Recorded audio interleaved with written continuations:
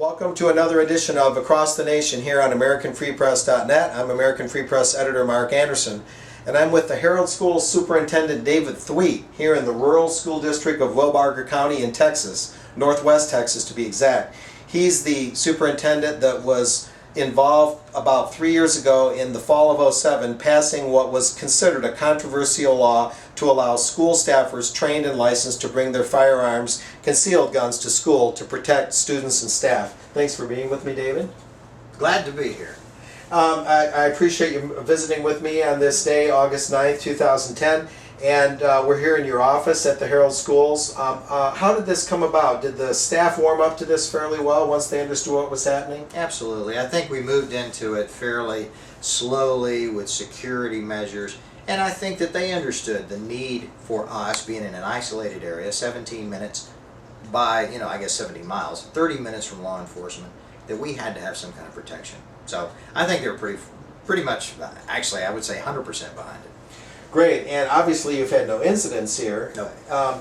And you had a lot of foreign and domestic national press in the U.S. kind of descend upon you, Right. and I understood that you were greeted with considerable skepticism from the national U.S. press as well as European press. I think that it kind of depended on probably the two major areas that were skeptical would be the New York Times and the Associated Press. But other than that, I think, maybe some of the probably mainstream media, CBS, ABC. Broadcast as well as print. Yeah. Okay, moving out here into the hallway in his office here in rural Herald, Texas, one sees something that is becoming a rarity in our schools these days, and right as you walk in the front door here, you see the Constitution of the United States, the Bill of Rights actually, and then the Declaration of Independence over here. And what I have found by talking to Mr. Thweet in this 120 or so pupil district, a small K through 12 district, is that he believes in and wants the teachers to convey the basic constitutional and freedom principles of the nation. So it's not just a matter of having the Second Amendment exercised in a certain sort of way to protect students and staff, but academically he believes in that, and I found that to be true. Is that common in Texas more so than throughout the country? I don't know. I don't know if I could even speak for my fellow colleagues. I think it's probably more so in rural communities, probably than, and obviously Texas is a complex system. There are approximately 1,000, I say up to 1,200 districts, including charter schools. I think there are about 140 independent school districts. And here's an interesting piece of data. There are about, I guess, 120 of those 1,040 districts have 80% of the population. So you have a small population of students in a large number of districts, probably 900 districts plus, have about 20% of the student population. So Texas has a lot of rural communities. And I think you're going to find some pretty conservative values, especially in West Texas. I know that to be true.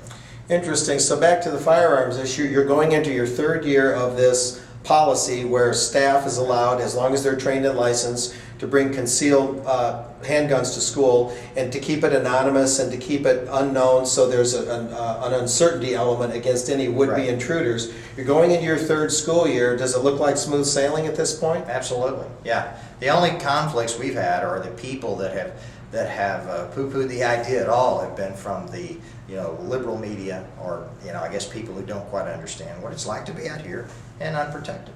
Isolated near a major highway, Exactly. but far away from law enforcement, as you noted. Right. But even if that weren't the case, even if you were in a more urban area, the principle would still be the same? Actually, I think it would. If you look at some of the data, when you're looking at Fort Hood, what did it take 3 minutes?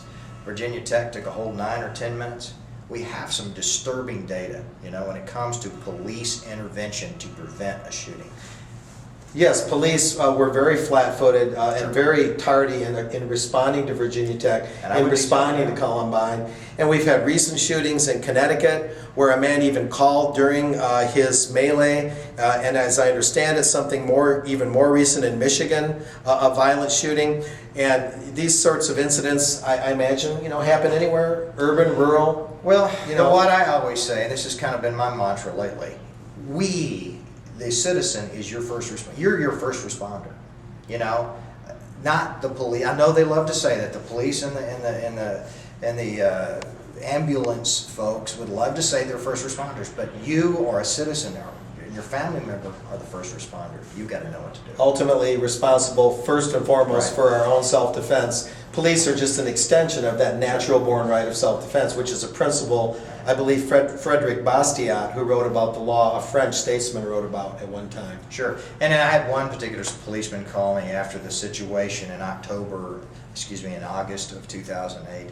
And he said this. He said, we don't get to the scene 95% of the time. We're there to write reports. Okay, David Thweet, appreciate you being with me today here. And I'm Mark Anderson here at Across the Nation on AmericanFreePress.net. We've been talking with David Thweet of the Herald School District about their interesting and intriguing firearms policy. We'll see you next time here online.